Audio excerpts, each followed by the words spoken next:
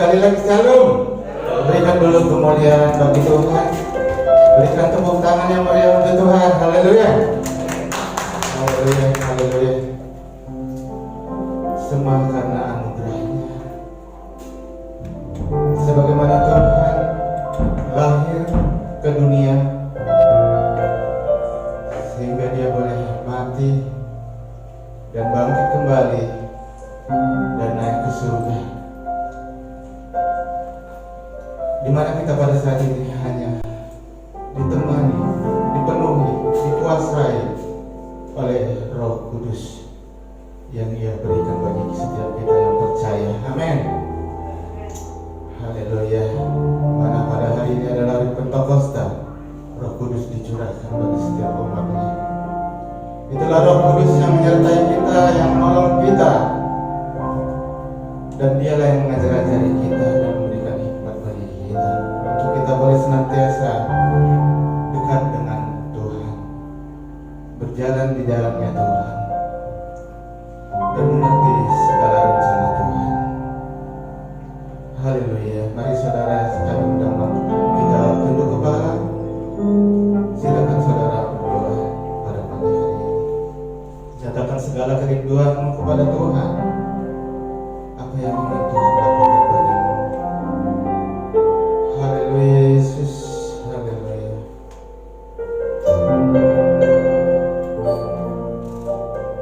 Bapa di surga, terima kasih Tuhan. Kalau di pagi hari ini Tuhan, atas anugerah-Mu kami masih boleh datang di tempat kudus-Mu ini Tuhan, ke rumah-Mu ini Bapa, untuk kami boleh bersekutu dengan Tuhan. Dalam ibadah kami, ucapan syukur kami kepada Tuhan di pagi yang indah. Urapi kami Bapa, penuhi kami Roh Kudus, agar kami sungguh merasakan kehadiran-Mu bagi kami, pribadi lepas pribadi. Jamah kami semuanya Tuhan. Nyatakan kuasa-Mu bagi kami Tuhan, karena kami percaya oleh kuasa Roh Kudus-Mu lah Tuhan memberikan kami kekuatan. Haleluya Yesus, haleluya. Urapi ibadah kami pada pagi hari ini Tuhan. Kiranya ibadah kami pada pagi hari ini menjadi dupa yang harum di hadapan-Mu, untuk kami boleh memuji menyembah Tuhan dalam roh dan kebenaran. Mampukan kami Tuhan untuk dapat menyenangkan hati Tuhan. Dalam nama Yesus kami mengucap syukur dan berdoa. Haleluya. Amin. Roh Kudus, Kau hadir di sini.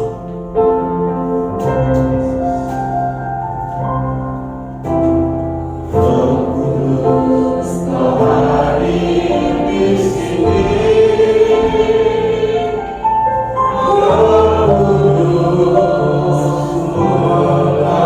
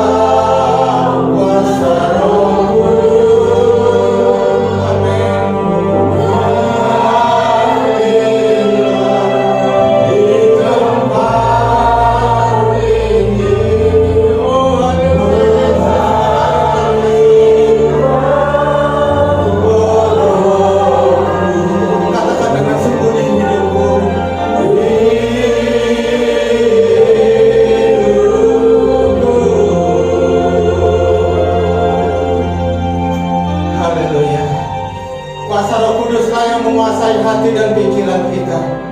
Kuasa Roh Kuduslah yang menjamah kita, mengubahkan kita, memulihkan setiap hidup kita. Amin. Kuasa Roh Kuduslah yang bekerja dalam hidup kita. Dialah yang memimpin setiap langkah kita, meneguhkan kita dan menguatkan kita. Terpujilah Engkau ya Bapa yang baik. Yesus Kristus Tuhan yang berkorban bagi kami, dan Roh Kudus yang berkuasa dalam hidup kami. Haleluya. Berikan tepuk tangan untuk Tuhan. Haleluya. Silakan duduk saudaraku. Silakan duduk. Haleluya. Kita angkat pujian kita katakan, Roh Kudus tercurah di tempat ini. Amin.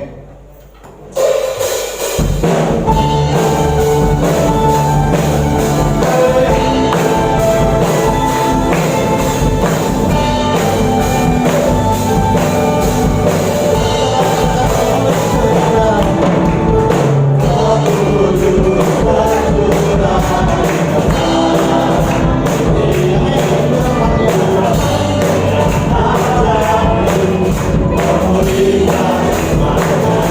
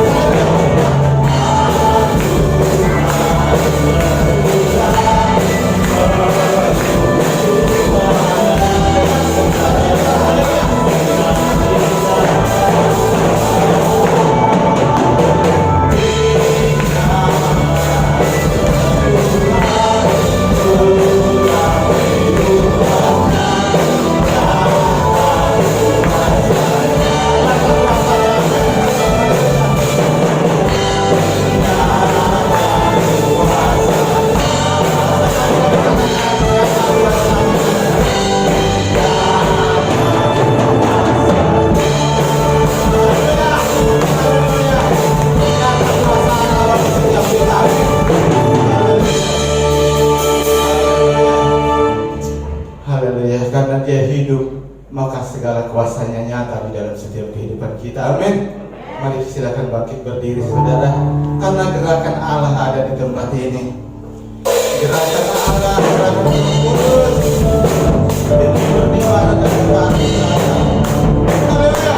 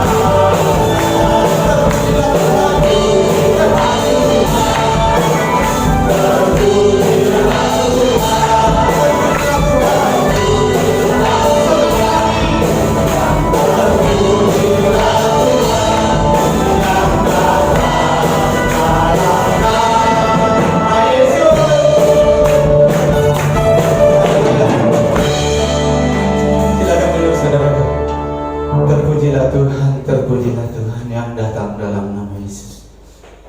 Haleluya. Kita siapkan hati kita lebih lagi dekat kepada Tuhan. Duduk diam di bawah kaki Tuhan, mendengarkan sabda Tuhan.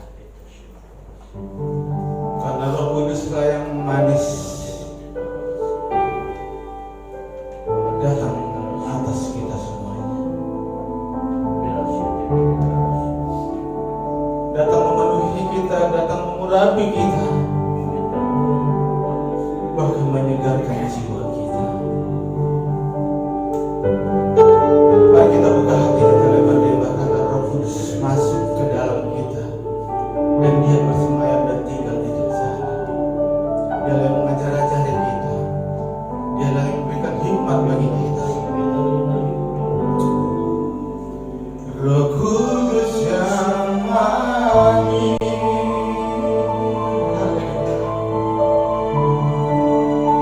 datang ke atasku.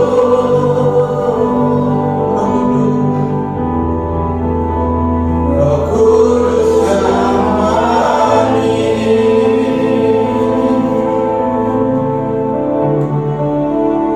datang ke atasku.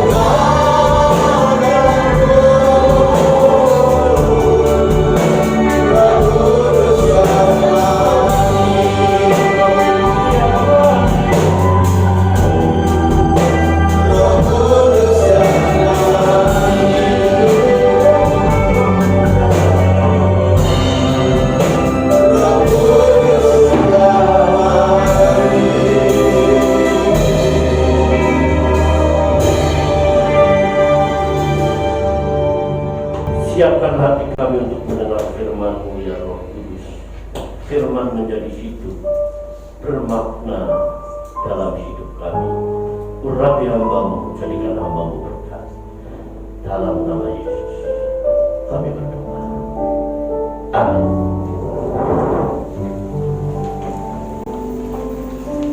Haleluya. Shalom. Tuhan memberkati kita saudara yang dikasihi Tuhan Yesus Kristus. Di hari Pentakosta ini dalam Kisah Rasul pasal 2, Lukas mencatat di mana bangsa Israel mengadakan perjalanan ke Yerusalem dan berkumpul di Yerusalem untuk memperingati hari Pentakosta, hari ke-50 di mana Taurat Tuhan di Gunung Sinai diberikan. Sehingga mereka berkumpul bersama. Bagi mereka yang mengalami diaspora berserak-serakan karena penjajahan-penjajahan dari Babilonia, Medi Persia, Yunani sampai Romawi, mereka berserak-serakan. Dan pada hari Pentakosta, hari yang besar, mereka datang ke Yerusalem untuk memperingati akan turunnya Taurat di Gunung Sinai. Dalam Kisah Rasul pasal 2 ayat yang pertama, ketika tiba hari Pentakosta, semua orang percaya berkumpul di satu tempat. Tiba-tiba turunlah dari langit satu bunyi tiupan angin keras yang memenuhi seluruh rumah di mana mereka duduk. Dan tampaklah kepada mereka lidah-lidah seperti nyala api yang bertebaran dan hingga pada mereka masing-masing. Maka penuhlah mereka dengan Roh Kudus, lalu mereka mulai berkata-kata dalam bahasa-bahasa lain seperti yang diberikan oleh Roh itu kepada mereka untuk mengatakannya. Amin. Berbahagialah kita yang mendengar firman Tuhan ini dan melakukannya. Saudara-saudara, bagi Pentakosta bagi umat Tuhan, yaitu di mana kita memperingati turunnya Roh Kudus di dalam kehidupan murid-murid pada waktu itu. Dan kita akan belajar makna Pentakosta menurut Kisah Rasul pasal 2 ayat 1 sampai 4 ini. Kata makna berarti berguna. Tidak ada artinya kita memperingati hari Pentakosta kalau Pentakosta itu di mana Roh Kudus dicurahkan dalam hidup kita, itu tidak berarti tidak nampak di dalam kehidupan kita dari hari ke hari. Bukan seremonial yang penting, tetapi bagaimana kita mengimplementasikan, kita mengeterapkan, kita mewujudkan bahwa betul-betul bahwa Roh Kudus itu ada di dalam hidup kita. Dan kita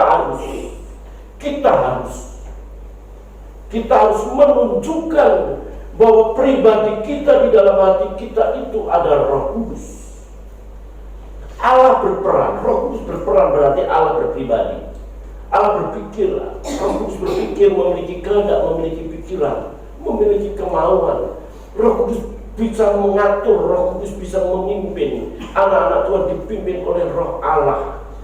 Dalam Roma 8 ayat 14 itu, bahwa Roh Kudus ada di dalam hati kita. Tidak tahukah bahwa tubuhmu adalah bait Allah, di mana Roh Kudus diam dalam hati kita, dalam 1 Korintus 6 ayat 19 dan 20 itu. Allah Bapa, Allah Putra dan Roh Kudus, di mana Allah Tritunggal itu bersama kita. Tetapi kuasa Roh Kudus itu ada di dalam hati kita.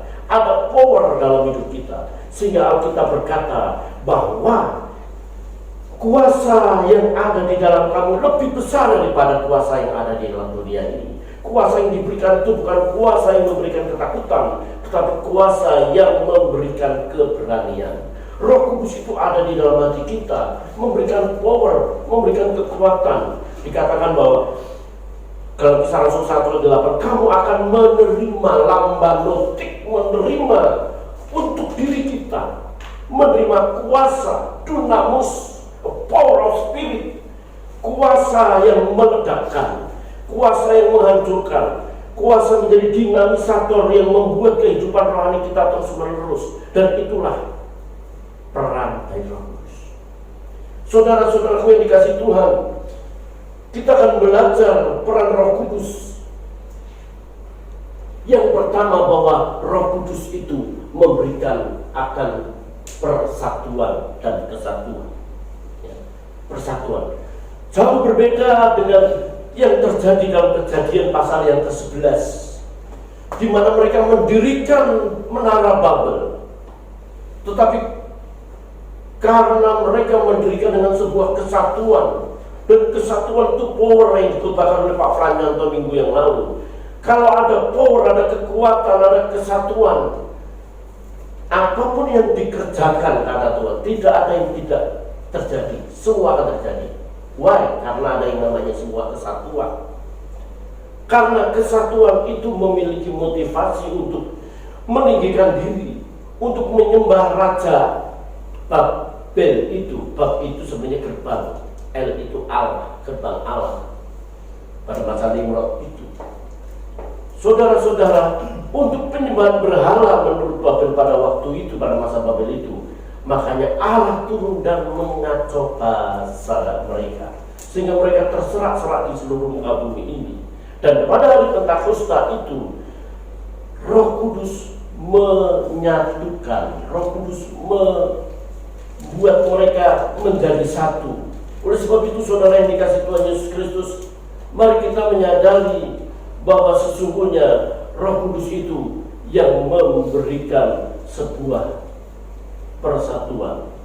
Saudara, tanpa Roh Kudus adanya egois, mau menang sendiri. Kedagingan kita muncul. Pentingnya sebuah kesatuan, saudara. Sebab kesatuan itu merupakan sebuah kekuatan. Tidak ada satupun rumah tangga yang dapat bertahan lestari kalau tidak ada sebuah kesatuan antara suami istri dan anak. Roh Kudus itu yang menyatukan dalam hidup kita. Sebab tanpa kesatuan hanya ada kesombongan, merasa dirinya benar, merasa dirinya hebat. Dan betapa mirisnya kita melihat keluarga pada masa kini di YouTube, di media sosial. Aduh, saudara-saudara, betapa mirisnya kita kalau ada anak menuntut orang tuanya, ya, mengadukan orang tuanya ke kepolisian hanya warisan motor yang diwariskan oleh bapaknya. Betapa mirisnya banyak orang, suami bisa membunuh istri, istri bisa membunuh suami. Perselingkuhan terjadi di mana-mana, why? Di dalamnya tidak ada Roh Kudus. Kenapa kamu bertengkar? Doamu tidak didengar karena kamu bertengkar. Kamu hanya untuk menyombongkan diri, untuk mengikuti keinginan diri sendiri. Saudara, persatuan merupakan kekuatan. Gereja merupakan tubuh Kristus. Ada tangan, ada kaki, ada mata, ada telinga, di mana mereka memiliki fungsi masing-masing. Dalam istilah dinas, tupoksi, tugas pokok dan fungsinya. Dan kita masing-masing harus mengerti tupoksi kita masing-masing sebagai kepala keluarga, sebagai istri, sebagai anak, sebagai mertua. Saya sebagai gembala sidang, saudara sebagai majelis, sebagai pengurus, sebagai jemaat. Ada hak dan kewajiban, dan masing-masing berbeda. Apa yang saya tidak bisa dilakukan yang lain. Apa yang orang lain tidak bisa, saya bisa lakukan. Kita harus saling bisa mengisi, kita harus bisa saling memahami dan mengerti. Itulah kalau kita memiliki Roh Kudus, menyadari keberadaan kita, dan melalui kuasa Roh Kudus ini, saudara yang dikasih Tuhan, kita belajar yang namanya sebuah kerendahan hati. Kerendahan hati itulah menjadi adanya sebuah kesatuan. Jelas antara saya dengan istri, dengan anak memiliki karakter yang berbeda. Saya sebagai guru menghadapi 40 murid, berarti saya menghadapi 41 karakter termasuk karakter saya. Saya menghadapi sekian puluh siswa, pasti berbeda-beda. Dengan kerendahan Roh Kudus itu yang tetap membuat kita satu. Jemaat Korintus akan menjadi pecah kalau ada golongan, ada kayak aku Paulus, aku golongan Petrus, aku golongan Kefas. Kalau terpecah-pecah yang dikatakan minggu yang lalu, tidak akan pernah bertahan. Gereja Tuhan kalau ada gap-gap, tidak akan mungkin bertahan. Saudara yang dikasih Tuhan yang Yesus Kristus. Dikatakan bahwa kesatuan itu, kesehatian itu, kerukunan itu, Tuhan di sanalah akan memerintahkan berkat. Keluarga yang rukun, keluarga yang damai, memberikan keluarga itu ada berkat Tuhan. Sebab dalam kerukunan pasti ada ucapan syukur. Di dalam kerukunan itu dia merasa bahwa masalah orang tua juga dipikul oleh anak-anak, memiliki masalah orang tua pun juga terlibat. Adanya sebuah kerukunan. Oh, betapa indahnya dan betapa eloknya bila saudara seiman hidup dalam kesatuan. Adanya sebuah kesatuan. Di sanalah Tuhan memerintahkan berkat. Jadi kalau keluarga kita saat ini kurang diberkati, adakah sebuah kerukunan? Adakah sebuah kesehatian di mana ada dua orang berkumpul atas namaku, aku ada di tengah-tengah mereka, dalam Matius pasal 18 ayat 19. Apa yang terikat di dunia ini, apa yang disepakati dalam dunia ini akan disepakati di surga. Itu dalam ayat 20. Menunjukkan kalau suami istri ada kesehatian, ya, saling bisa menerima keberadaan. Itulah kesehatian, dan disitulah akan menerima berkat. Yang kedua, saudara yang dikasih Tuhan Yesus Kristus, bahwa melalui Pentakosta kita tahu Allah melawat orang percaya. Allah menggenapi janjinya. Ya. Allah melawat, lawatan Allah itu nyata dengan Allah menggenapi janji. Melawat artinya hadir. Kalau ada orang yang meninggal, kita hidup melawat datang. Kalau ada orang sakit, kita melawat membesuk. Kata melawat ini menunjukkan bahwa Allah hadir di dalam kehidupan orang percaya. Janjinya ya dan amin. Kita tidak perlu dan tidak boleh meragukan sedikit pun bahwa Allah kita yang namanya dalam Keluaran pasal 3 itu, aku ada sebagaimana aku ada dan aku hadir. Artinya menunjukkan aku akan datang, aku ada, aku datang dan berbuat dan bertindak. Allah melawat umat. Kalau Tuhan berkata, tinggallah di Yerusalem sampai kamu diperlengkapi dari kekuatan dari tempat yang maha tinggi, berarti saudara, murid-muridnya berdoa, murid-muridnya bersatu, dan Tuhan tidak pernah melupakan janjinya. Sekalipun kita melupakan janji Tuhan, Tuhan tidak pernah melupakan janjinya.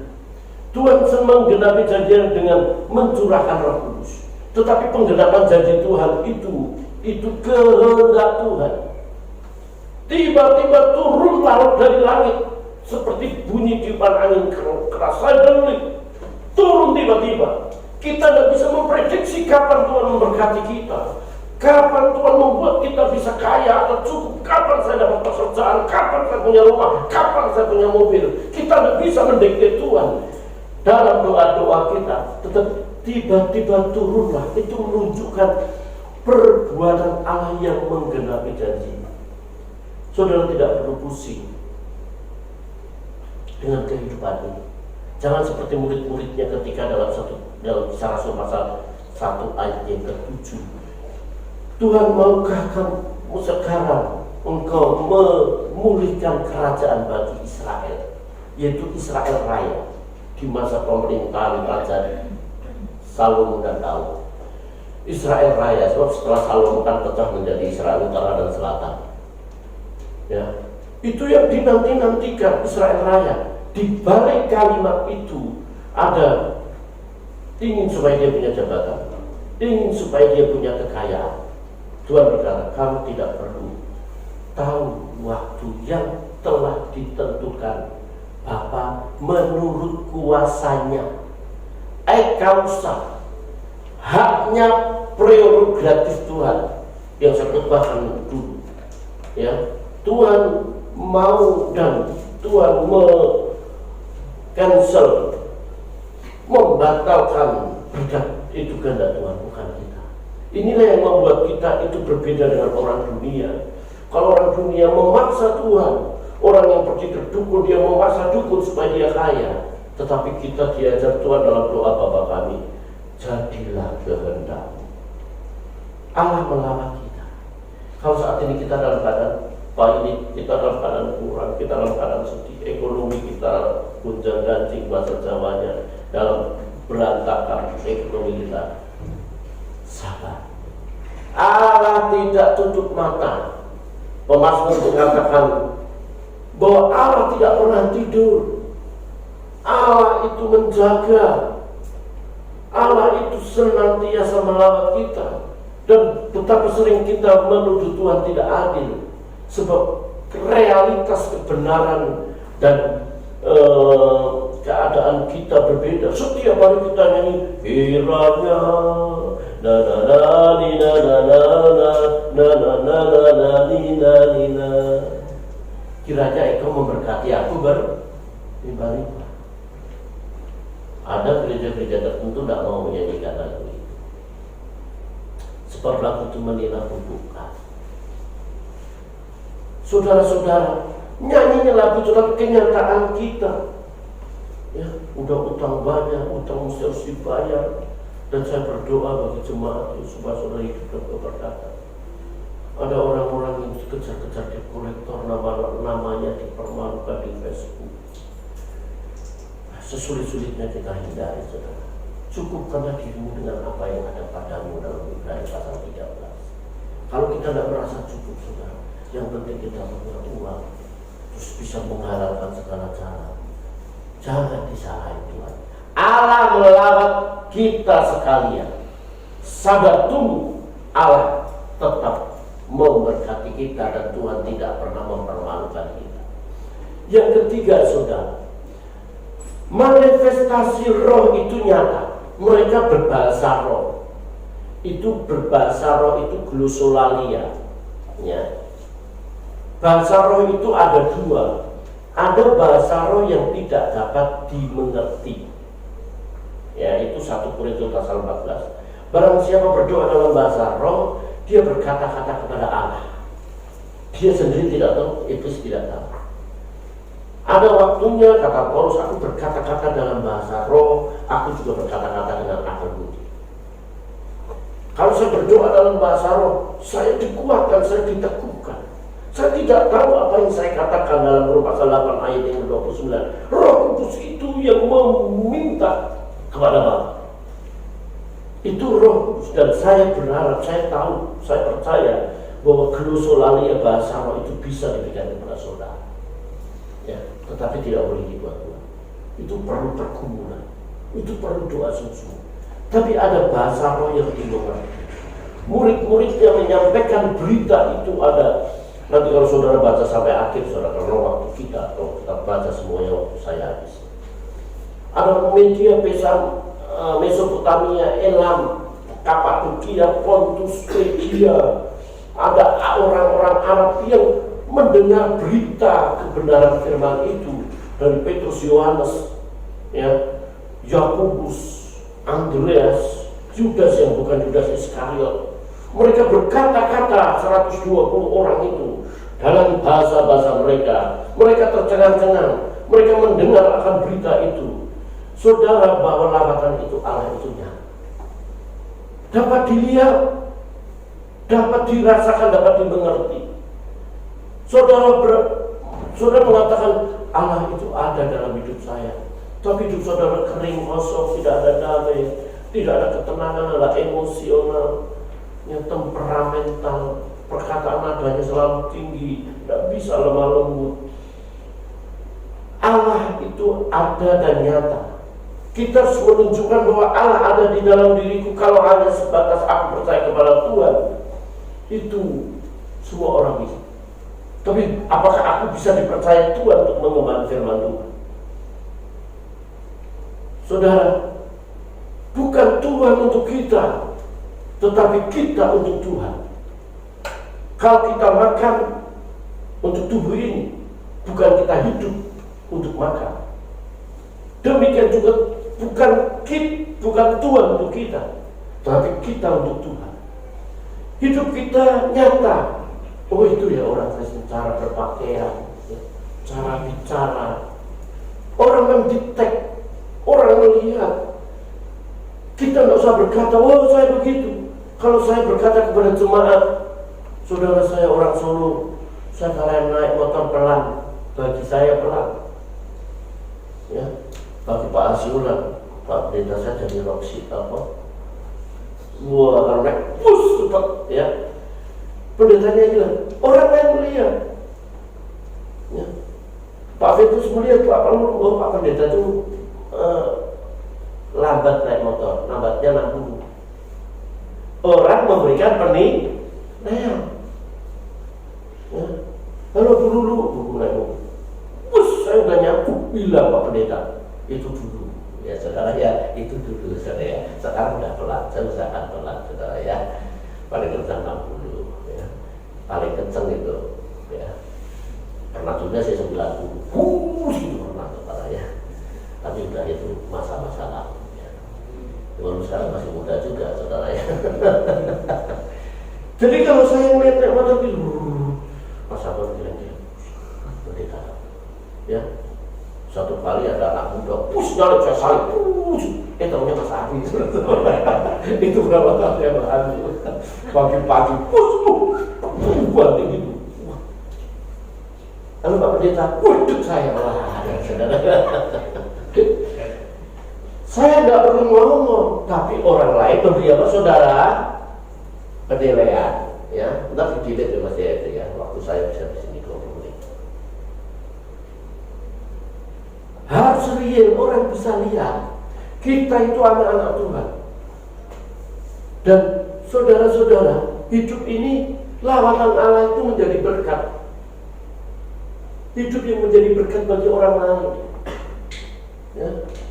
Khotbah saya beberapa minggu yang lalu, bahwa dalam proses pembelajaran menurut pilar-pilar UNESCO, kita ini learning to know, belajar untuk mengerti. Tapi mengerti ini bukan hanya sebatas apa itu pikiran kita, ya, kognitif, afektif, pemahaman, mengerti pemahaman, tapi learning to do, untuk dilakukan, ya, dan yang selanjutnya learning to be, menjadi diri sendiri. Ini loh aku anak Tuhan. Allah melarang itu nyata gitu. Orang bisa melihat, orang bisa menilai, dan learning to live together, hidup bersama, bisa merasakan. Hidup ini harus menjadi berkat. Roh Kudus tercurah dalam hidup ini saudara, harus berperan. Hidup kita harus dikuasai, dipimpin, mengalirlah kuasa Roh Kudus. Berarti kalau senantiasa mengalir, hidup kita dikuasai Roh Kudus. Adanya sebuah kesatuan dalam rumah tangga, dalam keluarga, dalam pelayanan, dalam pekerjaan. Dalam Roh Kudus itu melarang kita orang-orang percaya. Allah hadir dalam hidup saudara. Tidak perlu khawatir, tidak perlu cemas. Kehadirannya itu nyata. Kehadirannya itu di dalam hidup kita dan orang lain dapat melihat kita.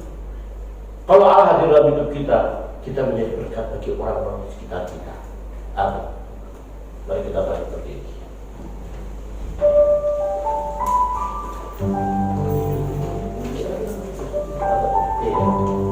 Hidup ini adalah kesempatan. Hidup ini untuk melayani Tuhan. Jangan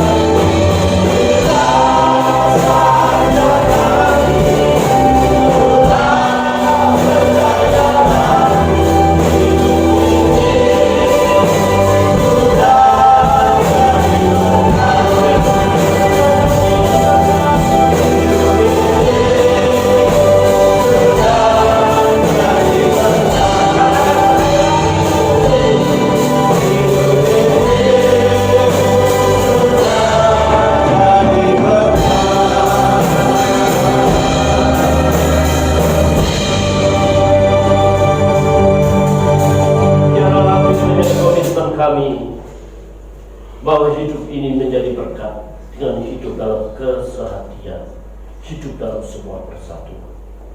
Kami bersyukur atas lawatan Allah. Ajar kami menyadari Allah hadir melawat hidup ini. Pemeliharaan Tuhan sungguh. Bila kami menyatakan diri kami menjadi anak-anak Tuhan yang menjadi berkat bagi orang sekitar kami.